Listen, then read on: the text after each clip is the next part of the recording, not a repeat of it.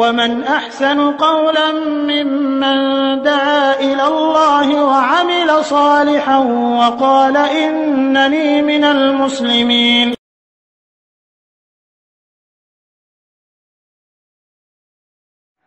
ওয়ালাইকুম আসসালাম রহমতুল্লাহি ওয়া বারাকাতুহু। লাস্ট রয়েছে 6409।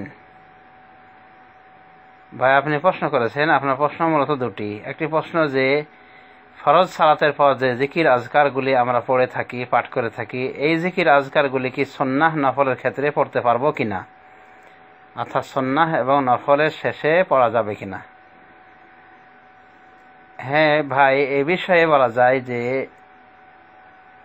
আলেমদের ভিতরে ইখতিলাফ রয়েছে। হাফিজ ইবনে হাজার রহমাতুল্লাহ আলাইহি তার ফাতহুল বারীতে বলেন যে এই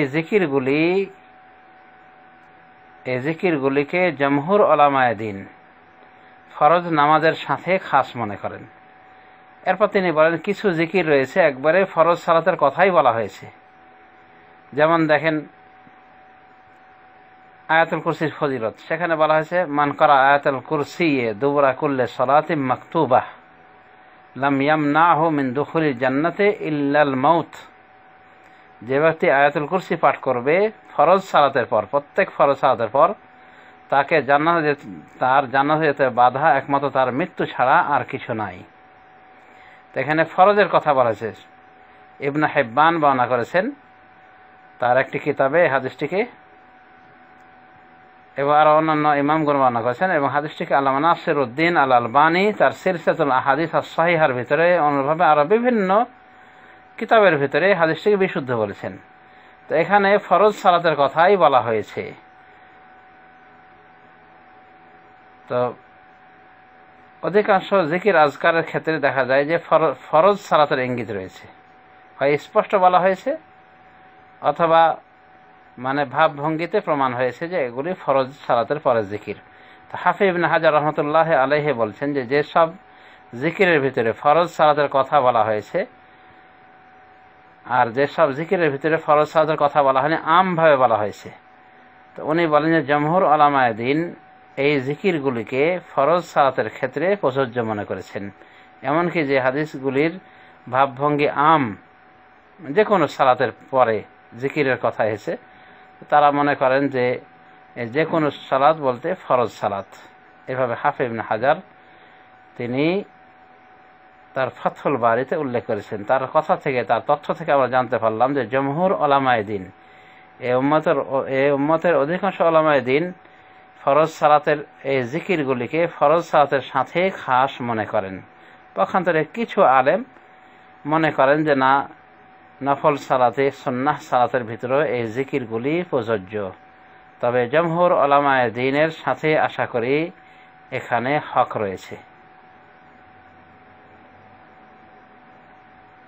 আল্লামা ইবনে উসাইমিন সৌদি আরবের এবং গ্র্যান্ড মুফতি আল্লামা ইবনে বাজ রহমাতুল্লাহ আলাইহিম আজমাইন, ওনারা মনে করেন যে এই জিকিরগুলি ফরজ সালাতের সাথে খাস, ফরজ সালাতের পরে চলবে না, নফল সালাতের পরে, সুন্নাহ সালাতের পরে চলবে না। এমনকি আল্লামা ইবনে উসাইমিন এটা গলতের ভিতরে নিয়েছেন, প্রসিদ্ধ গলতের অন্তর্ভুক্ত করেছেন ফরজ সালাতের এই জিকিরগুলিকে নফল সালাতের ক্ষেত্রে প্রযোজ্য মনে করা। তিনি বলেন যে এটা গলত। তবে তিনি এটাও বলেছেন যে নফল সালাতের পরে এই জিকিরগুলি বলা যাবে না, এবং এটাও বলেছেন যে শুধুমাত্র ওয়েতের সালাতের ক্ষেত্রে একটা খাস জিকির রয়েছে, এই জিকিরটা পাঠ করতে হবে ওয়েতের সালাত শেষে। যেমন সুবহানাল মালিকুল কুদ্দুস, সুবহানাল মালিকুল কুদ্দুস, লাস্টে বলতে হবে একটু টেনে সুবহানাল মালিকুল কুদ্দুস। সুনান গ্রন্থের হাদিসে এই জিকিরটি প্রমাণিত হয়েছে ওয়েতের সালাতের পরে। সুতরাং ওয়েতের সালাতের পরে এই জিকিরটি করা যাবে। আর বাকি জিকিরগুলি যেগুলি ফরজ সালাতের সাথে খাস করা হয়েছে, সেই জিকিরগুলির কোনো একটি জিকির এখানে পড়া যাবে না। এমনকি আল্লামা ইবনে উসাইমিন বলেন যে আমরা যে ফরজ সালাত শেষ করে বলি আস্তাগফিরুল্লাহ আস্তাগফিরুল্লাহ আস্তাগফিরুল্লাহ আল্লাহুম্মা আনতাস সালাম ওয়া মিনকাস সালাম তাবারাকতা ইয়া যাল জালালি ওয়াল ইকরাম। তিনি মনে করেন যে এই জিকিরটাও নফলের পরে, সুন্নাহর পরে পড়া যাবে না।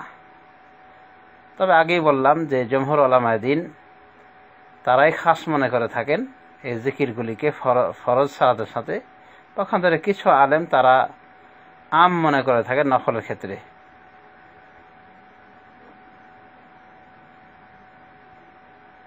এই হিসাবে বলা যায় যে যদি কেউ পড়ে নাই, নফলের পরে যদি পড়ে, তো আশা করা যায় যে তেমন দর্শনীয় কাজ হবে না।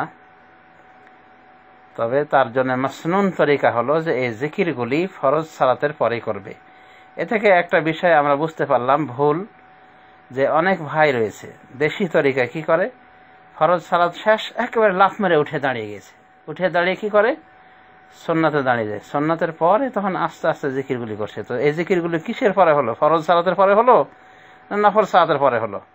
তো এই হলো বিদআতি মন মেজাজ, যে জিকিরগুলির স্পষ্ট বর্ণনা হয়েছে যে ফরজ সালাতের পরে পড়েছেন, ওই জিকিরগুলিকে নিয়মিত সে কি করছে, নফলের পরে পড়ছে, মানে ওর নিজস্ব তরিকায়। আস্তাগফিরুল্লাহ। তাহলে আমরা বুঝতে পারলাম যে ফরজ সালাতের এই জিকিরগুলি ফরজ সালাতের মধ্যে সীমাবদ্ধ থাকবে বলে জমহুর উলামায়ে দ্বীন অভিমত ব্যক্ত করেছেন, এবং নফল সুন্নাহ সালাতের ভিতর চলবে না বলে এটাও বলেছেন। পক্ষান্তরে কিছু আলেম বলেছেন পক্ষে। অতএব আমাদের খেয়াল করতে হবে ফরজ সালাতের পরে জিকিরগুলি যেন ফরজ সালাতের মধ্যে সীমাবদ্ধ থাকি, মানে পড়তে পারি। আর নফল সালাতের ক্ষেত্রে বিষয়টা তো আমরা বুঝতেই পারলাম যে বিতর্কিত, তার মানে পড়ার কোনো দরকার নেই, যদি কেউ পড়ে তো সেটা তার ব্যাপার, নিজ দায়িত্বে পড়বে। আসলে কোরআন কারিমের ভিতরেও আল্লাহ রাব্বুল আলামিন যেভাবে বলেছেন, কোরআন কারিমের ভাব ভঙ্গি তো আমরা বুঝতে পারি যে এই জিকিরগুলি ফরজ সালাতের সাথে খাস। কারণ আল্লাহ বলেছেন ফাইদা কাদাইতুমুস সালাতা ফাযকুরুল্লাহা কিয়ামান ওয়া কুউদান ওয়া আলা জুনুবিকুম। যখন তোমরা সালাতকে কমপ্লিট করবে তখন আল্লাহর জিকির করবে, কিয়ামান দাঁড়িয়ে, কুউদান ওয়া কুউদান বসে, ওয়া আলা জুনুবিকুম এবং তোমাদের পার্শ্বদেশে শুয়ে। তো এই সালাত বলতে ফরজ সালাত উদ্দেশ্য, কারণ এর আগে ফরজ সালাতেরই বর্ণনা এসেছে। সুতরাং ফরজ সালাতের পরে জিকির রয়েছে। আল্লামা ইবনে উসাইমিন বলেন এই আয়াত দিয়ে যে ফরজ সালাতের পরে জিকির রয়েছে। ফরজ সালাতের পরে সাধারণত দোয়ার কথা আল্লাহ বলেননি এখানে। সুতরাং মাসনুন তরিকা হলো যে ফরজ সালাতের পরে জিকির করতে হবে। জিকির এগুলি শেষ করার পরে যদি কেউ নিজের ইচ্ছায় দোয়া করে সেটা আলাদা কথা। এমনকি কিছু হাদিস দ্বারা প্রমাণ যে দোয়া করাও যেতে পারে। তবে হাত উঠে এই বদভ্যাস তৈরি করে নেওয়া যে সবসময় ফরজ সালাতের পর জিকির করতে হবে, দোয়া করতে হবে হাত উঠে, বা আমাদের দেশে যেভাবে চলে দেশি তরিকা যে ফরজ সালাতের জিকির আজকাল সব বাদ দিয়ে ওই বিদআতি নিজস্ব জিকির শুরু করে, নিজস্ব তরিকা জিকির, রব্বানা আতিনা ফিদ দুনিয়া হাসানাতাও ওয়া ফিল আখিরাতি হাসানাহ ওয়া কিনা আযাবান নার। এভাবে বিদআতপন্থী হুজুর শুরু করে দেন, মানে তার নিজস্ব তরিকা জিকির, রাসূলুল্লাহ সাল্লাল্লাহু আলাইহি ওয়াসাল্লামের জিকিরকে বর্জন করে দিয়ে। তো বিষয়গুলি খেয়াল রাখা উচিত। আশা করি বুঝতে পেরেছে। ধন্যবাদ। আশা করি আমরা জিকির বিষয়ে বিশদ বর্ণনা পেলাম, বিস্তারিত জানতে পারলাম। আল্লাহ রাব্বুল আলামিন আমলের তৌফিক দান করুন। আমিন। সাল্লাল্লাহু আলা নবিয়িনা মুহাম্মদ ওয়া আলা আলিহি ওয়া সাহবিহি আজমাইন। আসসালামু আলাইকুম ওয়া রাহমাতুল্লাহি ওয়া বারাকাতুহু।